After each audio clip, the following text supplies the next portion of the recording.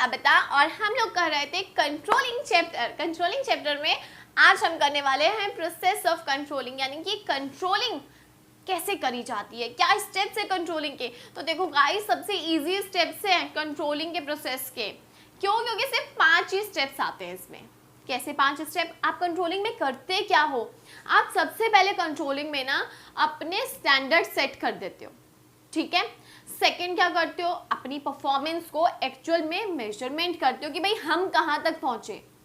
Third में आप क्या करोगे? उन दोनों को कंपेयर करोगे कि यार स्टैंडर्ड से मैं कितनी दूर हूँ। और फोर्थ में आप डेविएशन फाइंड आउट करोगे, यानी कि कोई कमी आ रही है या नहीं आ रही। थर्ड में आपने कंपेयर किया, कंपेयर करने के बाद टेकिंग आउट द डेविएशन, आपने कमी निकाली, क्या कोई कमी है, और अगर है तो फिफ्थ में आप करेक्टिव एक्शन लेते हो। So that is controlling. हम अपनी गलतियों को सुधारते हैं और सही कदम उठाते हैं, दैट इज कंट्रोलिंग। तो इसका मीनिंग तो सबको क्लियर है ना। तो जो इसका मीनिंग है वही इसका प्रोसेस है। सबसे पहले नंबर 1 से स्टार्ट करती हूँ गाइस, सेटिंग परफॉर्मेंस स्टैंडर्ड्स। यानी कि कंट्रोलिंग में हम सबसे पहले अपनी परफॉर्मेंस जो हम करने वाले हैं उसके स्टैंडर्ड्स क्रिएट करते हैं। यानी कि अगर मेरा काम प्रोडक्शन का है तो प्रोडक्शन के स्टैंडर्ड्स क्रिएट किए जाएंगे कि मंथ में कितनी प्रोडक्शन होनी चाहिए। अगर हमारा काम सेल्स डिपार्टमेंट का है तो हम सेल्स के स्टैंडर्ड तय करते हैं कि भाई एक महीने में इतनी यूनिट्स तो बिकनी ही चाहिए, तभी हम लोग प्रॉफिट कमाएंगे। सो दे आर स्टैंडर्ड्स। अब आपके स्टैंडर्ड्स क्वांटिटेटिव टर्म में भी हो सकते हैं, क्वालिटेटिव टर्म में भी हो सकते हैं। क्वांटिटेटिव यानी कि मैंने आपको बताया जैसे नंबर्स में हो सकते हैं, जैसे आप भाई 5 लाख की या 50 लाख की सेल करोगे। क्वालिटेटिव क्या होता है?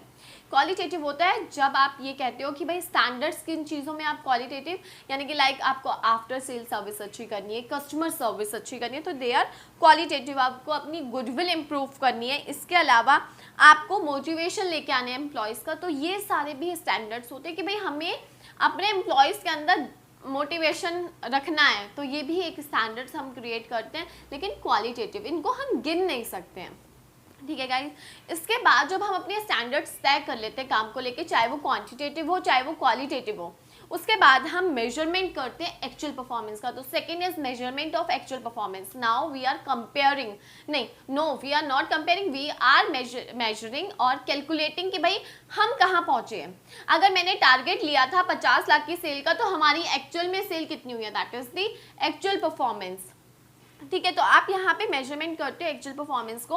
अब देखो इसमें ना इसके वो दिए गए हैं, टेक्निक्स दी गई है। तो टेक्निक्स क्या दी गई है कि हम लोग कैसे मेजर कर सकते हैं। तो फर्स्ट इज पर्सनल ऑब्जर्वेशन। आप पर्सनल ऑब्जर्वेशन के थ्रू इसे देख सकते हो कि आपकी एक्चुअल परफॉर्मेंस कैसी है, कितनी जा रही है। जहाँ पे जैसे अब मैंने आपको बताया सेल्स पर्सन का हो गया कि भाई आपको इतना टारगेट दिया था, तो आपने पर्सनली उसको ऑब्जर्व किया।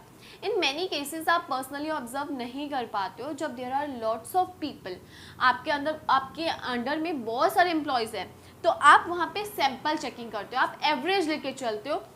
आप सैंपल देखते हो कि भाई यार कितने 10 बंदों में कितना क्या हुआ है।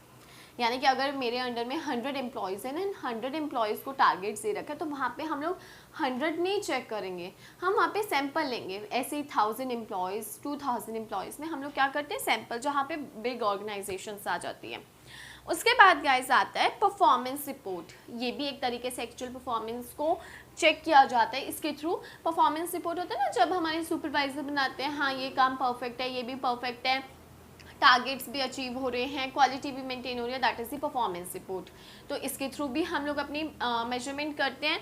Fourth is accounting ratios. Accounting ratios accounts के स्टूडेंट्स सब जानते हैं कौन कौन से होते हैं, gross profit ratio, net profit ratio. इसके थ्रू भी हमें अपनी एक्चुअल परफॉर्मेंस बिजनेस की, प्रॉफिट का रेशो पता चलता है, ऑपरेटिंग रेशो पता चलता है, ग्रॉस प्रॉफिट रेशो। सो हम क्या कर रहे हैं, अपनी एक्चुअल परफॉर्मेंस को मेजर कर रहे हैं। अब आपने मेजर तो कर लिया, स्टैंडर्ड्स भी हैं, एक्चुअल भी है। नाउ अब आप थर्ड स्टेप पे आते हो, that is comparing actual performance with the standards. अब आप यहाँ पे क्या करते हो, अपनी परफॉर्मेंस को किससे, स्टैंडर्ड्स के साथ कंपेयर करते हो। एंड फोर्थ में आप एनालाइज करते हो डेविएशन को, तो जो अब आपने कंपेयर किया और डेविएशन फाइंड आउट हो रही है, तो आप अब एनालाइज करोगे उन डेविएशंस को। सो अगर आपको डेविएशन मिलती है, या तो अगर डेविएशन नहीं मिली तो चलो बहुत अच्छी बात है, लेकिन अगर डेविएशन मिली है तो आप डेविएशन में क्या क्या चेक करते हो कि भाई ये कौन सी डेविएशन है, हमारे किस एरिया में है। तो डेविएशन में ना गाइस दो चीज़ें हैं जिस पर ध्यान दिया जाता है, यानी कि जब हम अपनी परफॉर्मेंस को कंपेयर करते हैं और डेविएशन आता है, कमी आती है, तो हम कमी में क्या चीज़ देखते हैं। तो first is management by exception, जिसे हम कंट्रोल बाय एक्सेप्शन कहते हैं। ये क्या होता है? An attempt to control everything result in controlling nothing. सब कुछ बटोर के चलोगे तो कुछ हाथ नहीं लगेगा। ये कहते हैं ना कि an attempt to control everything, सब कुछ कंट्रोल करके चलना चाहते हो तो कुछ हाथ नहीं लगता है। इन रिजल्ट इन नथिंग, तो ऐसे में मतलब इसका क्या हुआ? ये कहता है कि भाई आप हर एक चीज़ को एक परमिसिबल लिमिट दो कि ये अगर इतना है तो हमें इसे ध्यान देने की हमें अभी ज़रूरत नहीं है।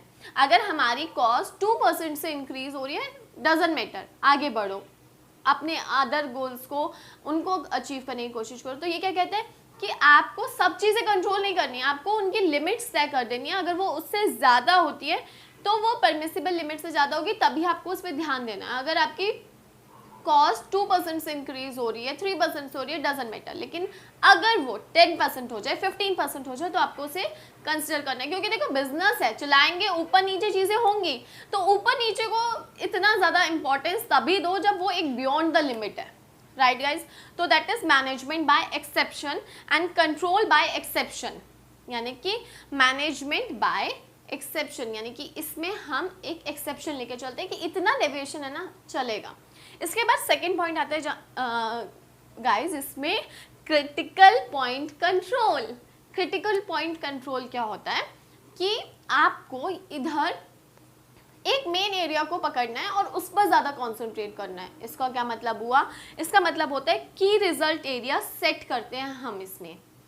अब मैं आपको इसका एग्जाम्पल देती हूँ कि लाइक अगर मेरी कोरियर के चार्जेस बढ़ रहे हैं 10% से और मेरी लेबर कॉस्ट यानी कि एम्प्लॉय की वेजेस एंड सैलरी बढ़ रही है मे बी 6%, 7% से, 10% से कम ही है, लेकिन मैं किस पर कंसीडर करूंगी? मैं कंसीडर करूंगी लेबर कॉस्ट, बिकॉज वो लाखों में बढ़ेगी, समझ रहे हो। और वही अगर मैं कोरियर चार्जेस देखूंगी 100, 200, 500 में बढ़ेंगे। तो यहाँ पे मुझे की रिजल्ट एरिया देखना है कि कौन सा एरिया मुझे फोकस करके चलना है और उस पर ध्यान देना है। तो यहाँ पे क्रिटिकल पॉइंट कंट्रोल को हम सेट करते हैं, उन्हें चेक करते हैं।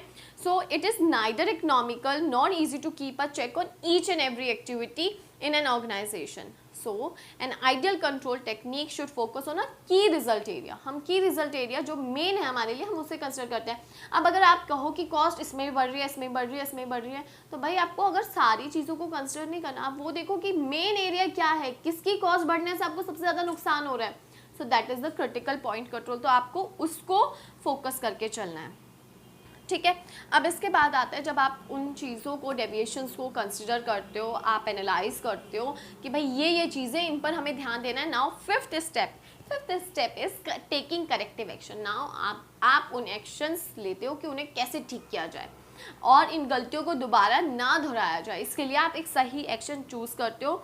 So no corrective action is required when the deviations are within the acceptable limit. But if it is beyond, so you have to take the corrective action. So यहाँ पे हम उन deviations को दूर करते हैं guys. So ये 5 steps थे और बहुत ही सिंपल ईजी से थे। आपने सबसे पहले परफॉर्मेंस स्टैंडर्ड सेट करे, अपनी परफॉर्मेंस को मेजर किया, देन दोनों को आपस में कंपेयर किया, डेविएशन फाइंड आउट किया और उसके बाद एक्शन लिया। तो ये 5 स्टेप्स थे। क्या थे, किस चीज़ के थे? प्रोसेस ऑफ कंट्रोलिंग के। आई होप आप लोगों को समझ आए होंगे, और अगर समझ आया तो क्या करना है गाइस, वीडियो को लाइक, शेयर, कमेंट करना है, चैनल को सब्सक्राइब करना है, बेल आइकन को प्रेस करना है, और आप अपने डाउट मेरे से यूट्यूब और इंस्टाग्राम पर पूछ सकते हैं। Thank you.